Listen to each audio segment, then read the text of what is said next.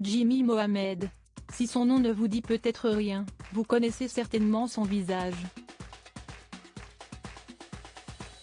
Depuis quelque temps, ce docteur de 35 ans intervient régulièrement dans le magazine de la santé sur France 5 ou bien dans l'émission Bonjour Docteur diffusée sur les ondes de France Bleu.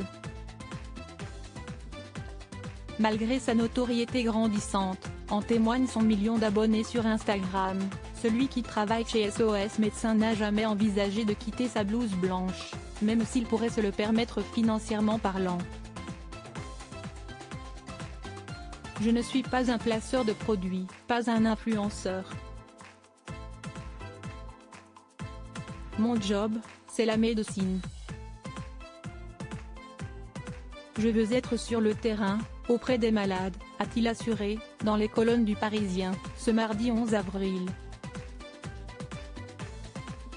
Et de s'interroger, quelle légitimité aurais-je à parler de si j'en étais déconnecté ?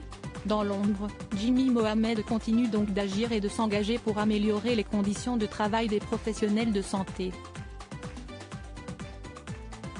Comme l'ont rappelé nos confrères, le généraliste de formation a récemment dénoncé l'absence de propositions ambitieuses du gouvernement pour améliorer les conditions de travail des médecins.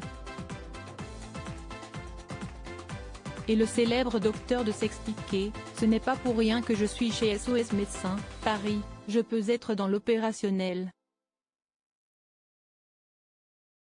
La paperasse que doivent remplir les généralistes en cabinet, c'est délirant, déplore celui qui continue d'assurer des gardes les matins et les week-ends.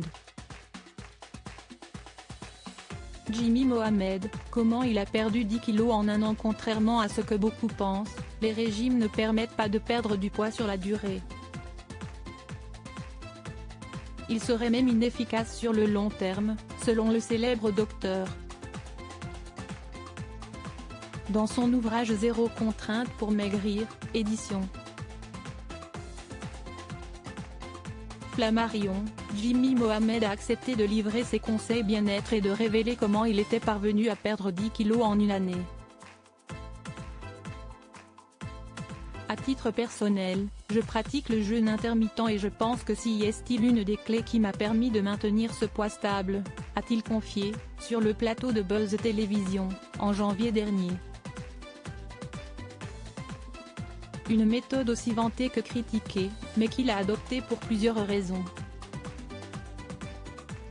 La première, si qu'on mange trop.